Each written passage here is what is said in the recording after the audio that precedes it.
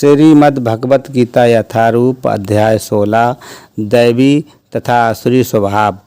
श्लोक 16.16 अनेक चित्त विभ्रांता मोहजाल समावृता प्रसक्ता काम भोगेषु पतन्ति नरकेषु च।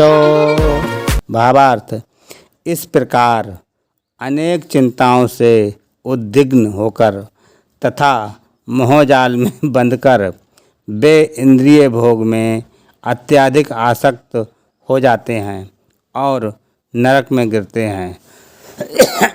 तात्पर्य, आसुरी व्यक्ति धन अर्जित करने की इच्छा की कोई सीमा नहीं जानता।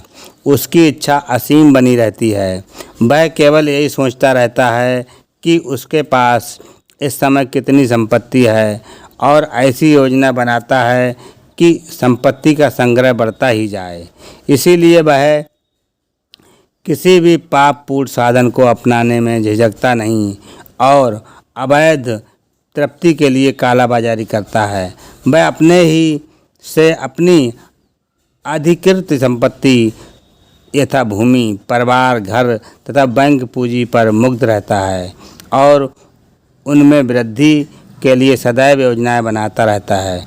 उसे अपनी शक्ति पर ही विश्वास रहता है और वह ये नहीं जानता कि उसे जो लाभ हो रहा है वह उसके पुनर्जन्म के पूर्ण कर्मों का फल है।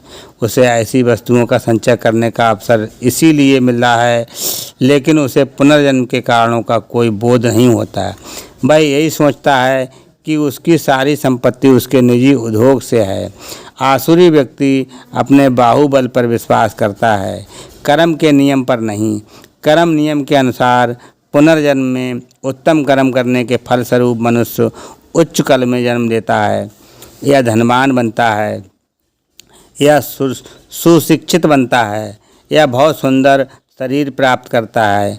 आसुरी व्यक्ति सोचता है कि ये चीज़ें आकस्मिक हैं और उसके बाहुबल सामर्थ्य के फलस्वरूप हैं। उसे विभिन्न प्रकार के लोगों, सुंदरता तथा शिक्षा के पीछे किसी प्रकार की योजना नहीं प्रतीत होती। ऐसे आसुरी मनुष्य की प्रतियोगिता में जो भी सामने आता है वह उसका शत्रु बन जाता है। ऐसे अनेक आसुरी व्यक्ति होते हैं और इनमें से प्रत्येक अन्यों का शत्रु होता है। ये शत्रुता पहले मनुष्यों के बीच, फिर परिवारों के बीच, तब समाज में और अंततः राष्ट्रों के बीच बढ़ती जाती है। अतएव विश्व भर में निरंतर संघर्ष, युद्ध तथा शत्रुता बनी हुई है।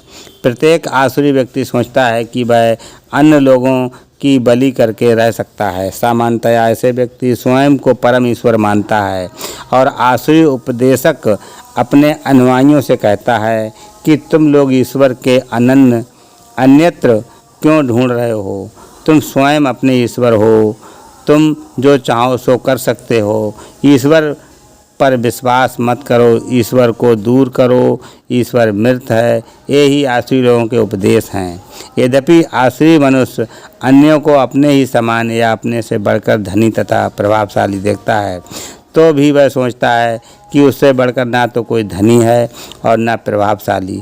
जहाँ तक उच्च लोकों में जाने की बात है, वे यज्ञों को संपन्न करने में विश्वास नहीं करते। वे सोचते हैं कि वे अपनी यज्ञ विधि का निर्माण करेंगे और कोई ऐसी मशीन बना लेंगे जिससे वे किसी भी उच्च लोक तक पहुंच जाएंगे। ऐसे आसुरी व्यक्ति का सर्वश्रेष्ठ उदाहरण रावण था। उसने लोगों के समक्ष ऐसी योजना प्रस्तुत की थी जिसके द्वारा वह एक ऐसी सीढ़ी बनाने वाला था जिससे कोई भी व्यक्ति वेदों में वर्णित यज्ञों को संपन्न किए बिना स्वर्गलोक को जा सकता था। उसी प्रकार से आधुनिक युग के ऐसे ही आसुरी लोग यांत्रिक विधि से उच्चतर लोकों तक पहुंचने का प्रयास कर रहे हैं। ये सब मोह के उदाहरण हैं। परिणाम ये होता है कि बिना जाने हुए वे नरक की ओर बढ़ते जाते हैं। यहाँ पर मोह जाल शब्द अत्यंत सार्थक है।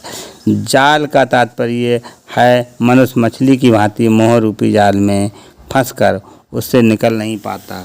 हरे कृष्णा।